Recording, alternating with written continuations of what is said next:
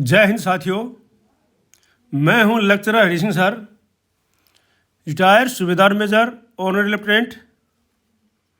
साथियों, इस वीडियो में जानते हैं कि जेसीओ साहिबान की पेंशन जो थी OROP 2 और ORP 3 में क्यों नहीं बढ़ी, सही कारण क्या है, ये मैं आपको बिल्कुल प्रूफ के साथ दिखाऊंगा। और OROP 4 में कैसे बढ़ेगी उसका उपाय भी मैं आपको बताऊंगा अभी। अगला है, भारत सरकार ने आप सभी से मांगी है पेंशन में बढ़ोतरी की सजेशन। ये भारत सरकार ने लेटर जारी किया है, उसमें सभी से ये मांगी है सजेशन। माननीय उच्च न्यायालय ने कहा कि पे कमीशन कर सकता है इक्वल MSP का समाधान। ये भी मैं आपको दिखाऊंगा, उच्च न्यायालय का फैसला में लिखा हुआ क्या लिखा है। और हम जानेंगे कि संविधान लागू करने के लिए क्यों चुना गया 26 जनवरी का ही दिन, क्योंकि आपको पता है संविधान जो बनकर के पहले तैयार हो गया था, लेकिन 26 जनवरी का ही दिन क्यों चुना गया, तो इसके बारे में डिटेल में जानेंगे। आप अगर इस वीडियो में पहली बार देख रहे हैं इस चैनल में, तो इसको सब्सक्राइब कर लीजिए। आपको हर रोज़ कोई ना कोई इन्फॉर्मेशन मिलती रहेगी, गलत इन्फॉर्मेशन नहीं मिलेगी। और इसको ज़्यादा से ज़्यादा शेयर कर दीजिए, लाइक कर दीजिए, ताकि हम वीडियो बना के भेजते रहें। तो चलते देखते हैं इस वीडियो के अंदर। ये है आपकी एक टेबल, जो ये टेबल है, ये टेबल है इसकी टेरिटोरियल आर्मी की। टेबल नंबर 10 है, ये टेबल नंबर 10 है, टेरिटोरियल आर्मी की टेबल है ये। तो इसमें मैं आपको दिखाता हूँ और इसको दिखा करके मैं आपको समझाता हूँ किस प्रकार से जो है ये पेंशन में क्या हुआ है। अब देखो, ये हम आप आ जाते हैं यहाँ पर। ये टेरिटोरियल आर्मी की टेबल है, ये टेबल नंबर 10, वही सेम टेबल है। तो यहाँ पर जो है ये है नायक TS। अब किसी भी रैंक को पकड़ लो, नायक TS नहीं, किसी भी रैंक की मैं आपको बताऊंगा। जो नायक TS है, अब ये देखो, इनको 20 साल से लेकर के और 22 साल तक, 20 साल से लेकर के 22 साल तक जो है इनकी वो पेंशन है, वो है 21,586। और अभी मैं आपको दिखाता हूँ रेगुलर आर्मी के नायक की। ये है रेगुलर आर्मी की टेबल नंबर 7। ये है नायक Y ग्रुप। तो इनकी जो है वो 22 साल में है 23,569। बिल्कुल सही बात है, क्योंकि रेगुलर आर्मी ज़्यादा है, ज़्यादा होनी चाहिए, ज़्यादा है, टेरिटोरियल आर्मी से ज़्यादा है, ये सही बात है, 23,569 है। इसी प्रकार से जो हवलदार है, टीए का जो हवलदार साहिबान है, उनकी देखिए आप, उनकी जो है ये 24 साल में है उनकी कलर सर्विस, जो 22,785 है। और हमारे जो रेगुलर आर्मी के हवलदार की जो है ये है 24,763। तो ये भी बिल्कुल सही है, क्योंकि ये भी जो है रेगुलर आर्मी की ज़्यादा होनी चाहिए और है भी ज़्यादा, इसलिए तो बिल्कुल सही है। लेकिन आप जेसीओ साहिबान में आ जाइए। आप अब जेसीओ साहिबान सूबेदार साहब को पकड़ लीजिए। अब सूबेदार साहब की जो टेबल देखिए यहाँ पर, ये जो टेबल है सूबेदार साहब की 28 साल में है 21,625। और 28 साल के साहब की 21,625। और यहाँ जो आर्मी के रेगुलर सूबेदार साहब हैं Y ग्रुप के, ये सूबेदार साहब Y ग्रुप के, देखो ऊपर सूबेदार साहब है, ये Y ग्रुप के हैं। और इनकी वो सेम सर्विस 28 साल है, यहाँ है 30,175। अब देखो यहाँ पर कितना अंतर आप देख लीजिए। यहाँ पर है ये सूबेदार साहब की 31,625, और यहाँ जो Y ग्रुप के सूबेदार साहब जो रेगुलर आर्मी में है उनकी है 30,175। और 30 साल की सूबेदार साहब की भी लेते हैं, तब भी उनसे कम है, उनकी भी 31,600 ही है, 31,500 है। तो ये इस प्रकार का क्यों हुआ? जब हवलदार की ज़्यादा है, नायक की ज़्यादा है, सूबेदार साहब की कम क्यों है? इसका कारण यही है, जो कारण मैंने बताना। कारण क्या है? कारण ये है कि ये जो पेमेंट्स पे स्केल जो स्थापित किया गया है 7th CPC में, वो जेएसयू साहब का कम किया गया है। वो जेएसयू साहब का कम किया गया है। वो मैंने पहले भी वीडियो बनाया था कि भाई उसके अंदर जो है जेएसयू साहब को ज़्यादा महत्व उसमें नहीं दिया गया। वो पे कमीशन की क्या मिस्टेक है, क्या गलती है, वो जो भी है। अब उसका कारण ये हुआ कि जो साहिबान पहले आ चुके थे, 7th CPC से पहले जो रिटायर हो चुके थे, उनकी पेंशन ज़्यादा थी। और 7th CPC के बाद में जो भी जेएसयू साहिबान रिटायर हुए, उनकी एवरेज ली गई पूरी साल में कम से कम और ज़्यादा वो कम पड़ रही थी। अब उनकी बढ़ने की बजाय उतनी भी नहीं पहुंची। जो पहले वाले हैं, मैं अभी बता रहा हूं आपको, पहले वालों की 31,500 से कहीं ज़्यादा मिल रही है और ये कम हो गई। चाहिए थी बढ़नी, जैसे ये बढ़ी तो चाहिए तो थी बढ़नी और हो गई कम। इसका मेन कारण ये था कि 7th CPC में जेएसयू साहब की जो पेमेंट थी, जो पे स्केल था, उसकी तरफ ध्यान नहीं दिया गया और वो कम हो गया। तो अब इसके उपाय क्या हैं? मैंने दिखाया था उसमें कि भाई इसके उपाय क्या हैं। इसके उपाय ये हैं, अभी जो है भारत सरकार ने मांगे पॉइंट, जैसे ये लेटर है, यही लेटर है, अब ये देख लो, ये लेटर है आपका 23 जनवरी का। 23 जनवरी का लेटर है ये श्री शिव गोपाल मिश्रा जी के लिखा है। वो जो है उसके सेक्रेटरी हैं स्टाफ साइड के, नेशनल काउंसिल JCM के, तो उन्हीं के लिए लिखा है। सभी हर एक कर्मचारी को नहीं लिखेगी सरकार। तो ये लिखा गया है, ये लिखा है भारत सरकार ने। नंबर ये है इसका, government of India, ministry of personal PG and pensions, department of personal and training, बिल्कुल सही डिपार्टमेंट ने दिया हुआ है। और तो इसमें लिखा है, देखो sir, as you are aware, it has been decided to set up the 8th Central Pay Commission CPC.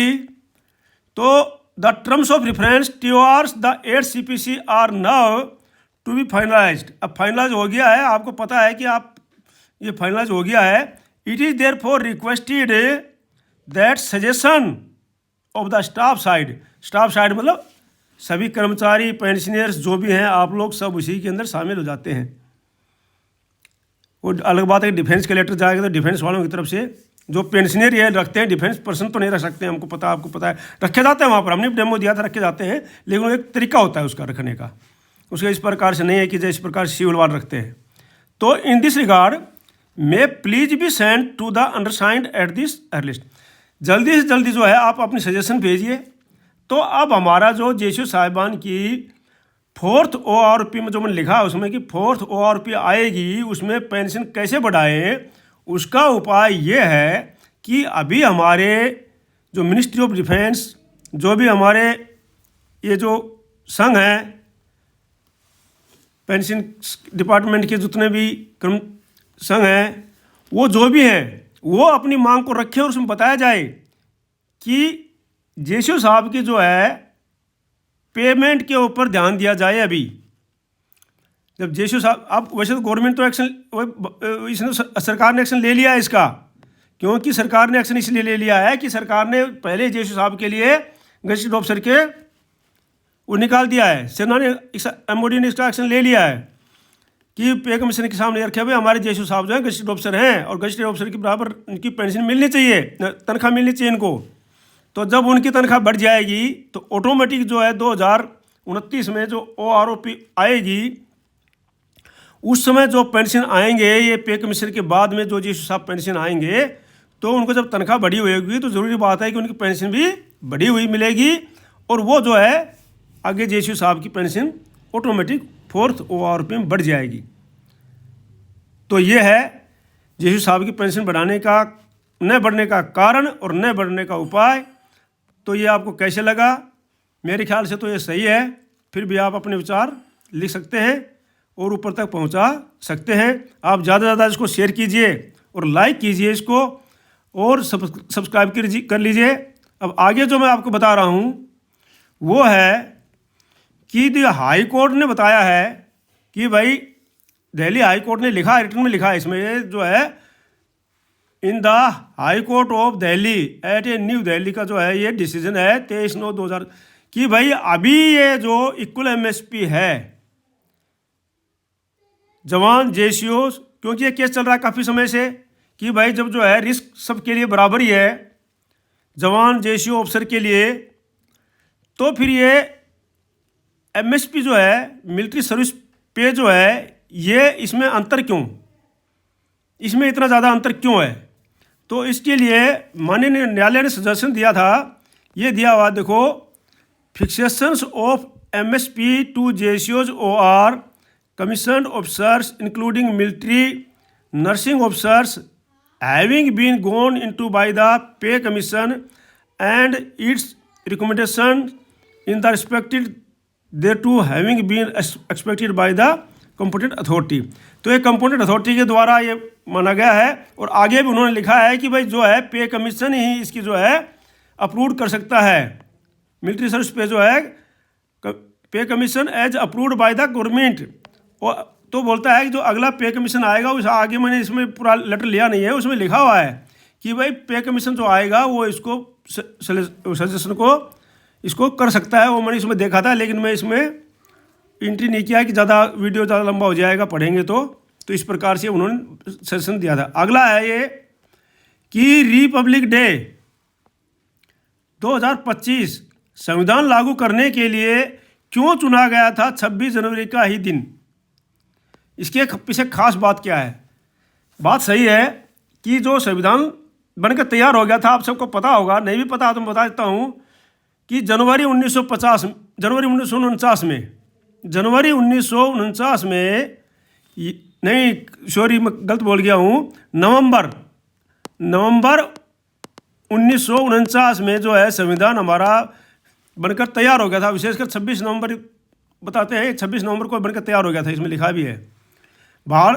तो ये 26 नवंबर को बनकर तैयार हो गया था, लेकिन फिर भी इसका इंतजार किया गया 26 जनवरी के लिए। 26 नवंबर को बनकर तैयार हो गया था ये, लेकिन फिर भी इसका इंतजार किया गया कब के लिए, 26 जनवरी के लिए। तो क्यों किया गया इसका इंतजार, तो इसके पीछे एक कारण था। कारण ये है कि अंग्रेज़ों ने बोला था कि भाई जो है हम आपके देश को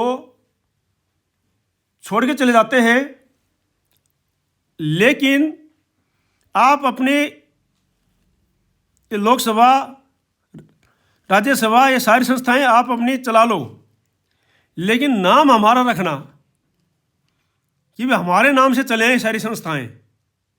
तो कुछ एक नेताओं ने, जो पुराने नेता थे जैसे मोतीलाल नेहरू जी थे और भी जो कई नेता थे उनके साथ में पुराने नेता थे, चलो उन्होंने बोला भाई ठीक है कोई बात नहीं, नाम आपका रख देंगे, हम अपनी संस्थाएं चला लेंगे। लेकिन जैसे जवाहरलाल नेहरू थे, सुभाष चंद्र बोस थे, जो यंग नेता थे, उन्होंने इस चीज़ को नहीं माना।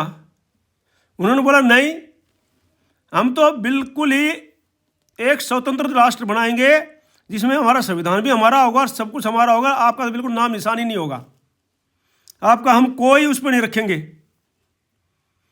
वो चलाना चाहते थे कि अपने राजा का, उनका राजा का नाम चले ऊपर, जैसे हमारा राष्ट्रपति है, राष्ट्रपति की जगह उनका राजा रहे, बाकी चीज़ें हमारी चलती रहें, हमारे लोग रहे सब जगह। लेकिन जो है इन नेताओं ने नहीं माना, तो फिर ये जो है उसको ये अभी जो है क्या किया था कि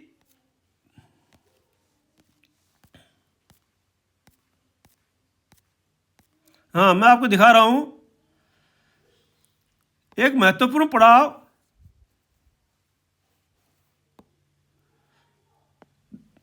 रिपब्लिक डे 2025 इस साल यानी 2025 में भारत अपना गणतंत्र दिवस मनाएगा। इसके बाद में यह दिन इस देश का संविधान को लागू करने के लिए भारत के संप्रभु लोकतांत्रिक गणराज्य घोषित का प्रतीक है। मतलब इन्होंने बोला था कि हम अपने देश को संप्रभु वो होता है, लोकतांत्रिक होता है जिसके अंदर सारा का सारा शासन होने का हो और सभी उनका भी सब कुछ उनका है। तो गणतंत्र दिवस के मौके पर पथ पर परेड होती है, झंडारोहण होता है, आप सबको पता है। अलग अलग राज्यों की झांकियाँ निकाली जाती है। इन्हें देखकर सभी के दिल में देशभक्ति हिलोरें मारने लगती है। सभी का मन अपने देश के प्रति प्रेम और सम्मान से सरोबार होता है। कर्तव्य पथ का यह नज़ारा देखते ही बनता है, इसलिए 26 जनवरी का दिन भारतीयों के लिए बेहद खास होता है। अब इसको बताया जाएगा। जैसा कि आप जानते हैं कि भारत का संविधान 26 नवंबर 1949 को बनकर तैयार हो गया था, लेकिन फिर इसे लागू करने के लिए 26 जनवरी को ही क्यों चुना गया? तो इसके पीछे जो तारीख कहानी है वो इस प्रकार से है। क्या था कि 26 जनवरी के दिन ऐतिहासिक महत्व है। 1930 का जो पूर्ण स्वराज है, क्योंकि उससे पहले क्या बोल रहे थे अंग्रेज कि भाई जो है आपकी संस्थाएं चलेंगी, आपकी लोकसभा, राज्यसभा, सब कुछ आपका चलेगा, हमारा सिर्फ जो है नाम रहेगा। जिस प्रकार से राष्ट्रपति होता है उसकी जगह हमारा जो राजा महारानी होगी उनका नाम रहेगा। लेकिन मैं बता रहा था आपको, सुभाष चंद्र बोस, जवाहरलाल नेहरू, इन्होंने बोला नहीं, 26 जनवरी 1930 को भारतीय राष्ट्रीय कांग्रेस ने, जो भारतीय राष्ट्रीय कांग्रेस थी, पूर्ण स्वराज की घोषणा की थी। और ये घोषणा जवाहरलाल नेहरू ने और सुभाष चंद्र बोस ने की थी, वहाँ पर पंजाब में की थी एक सभा के अंदर। इस दिन को पूरे देश में स्वतंत्रता दिवस के रूप में मनाया गया था कि भाई आज से जो है हम लोग हमें पूरे स्वराज्य की घोषणा कर रहे हैं। तो इसलिए इसको 26 जनवरी का इंतजार किया गया। संविधान सभा, भारत की आज़ादी के बाद संविधान सभा ने देश का संविधान बनाने का काम शुरू किया। संविधान सभा को 26 नवंबर 1949 को अपनाया गया और 26 जनवरी 1950 को लागू किया गया। प्रतीकात्मक महत्व है। 26 जनवरी को संविधान लागू करके भारत ने ब्रिटिश शासन से मुक्ति के अपने संघर्ष को पूरा किया और एक नए युग का सूत्रपात किया। इस दिन को चुनकर देश ने 1930 के पूर्ण स्वराज को भी याद किया। तो ये था कारण। तो आज इस वीडियो में इतना ही है। अगर आप चैनल में नए हैं, इसको सब्सक्राइब कर लीजिए, लाइक कर दीजिए, इसको शेयर कर दीजिए, ज़्यादा लोगों के पास इंफॉर्मेशन पहुँचे और अपनी बात जो है 8th पे कमीशन तक ज़रूर भेजिए, ताकि जो है, क्योंकि जब ज़रूरी बात है कि जब जेसीओ की पे लेवल ऊपर जाएगा तो एनसीओ का भी जाएगा, एनसीओ जाएगा तो जवान का भी जाएगा। और मैंने समझाया था कि जो गजटेड ऑफिसर आते हैं वो कम से कम भी, ये जो नायब सूबेदार साहब हैं गजटेड ऑफिसर के, इनको गजटेड ऑफिसर की पे स्केल नहीं मिलती है। मैं तो ये कहूँगा कि सूबेदार मेजर साहब को गजटेड ऑफिसर की पे स्केल मिलती है, तो वहाँ तक उनको कम से कम नायब सूबेदार को सूबेदार मेजर साहब की मिलेगी। तो इस प्रकार से तो यह अपने आप ऑटोमेटिक बढ़ेगा। जो 6, 7, 8 में है पे स्केल में, वो जाएगा 7, 8, 9 में कम से कम। और इसी प्रकार से एनसीओ हौलदार है वो 5 में, वो 6 में चला जाएगा। जो नायक है वो 4 में, वो 5 में चला जाएगा। और सिपाही है जो 3 में है वो 4 लेवल में चला जाएगा। तो सभी की पे बढ़ जाएगी। तो अपनी बात को ऊपर रखने के लिए ज़्यादा से ज़्यादा शेयर कीजिए, ज़्यादा से ज़्यादा लाइक कीजिए। और हम चाहते हैं कि ये सब बातें जो हैं वहाँ तक पहुँचे, पे कमीशन तक किसी न किसी के जरिए से, और उसमें जेसीओ साहिबान का, सभी नीचे से सिपाही से लेकर जेसीओ साहिबान का सुधार हो पेंशन में और सभी का भला हो। तो जय हिंद, जय भारत। सब्सक्राइब कर लीजिए, लाइक कर दीजिए, शेयर कर दीजिए। मिलते हैं अगले वीडियो में किसी दूसरे साथ में। तब तक के लिए जय हिंद, जय भारत। आपका दिन शुभ रहे। May you live long. भगवान आपको सुखी रखे। Thank you for watching video.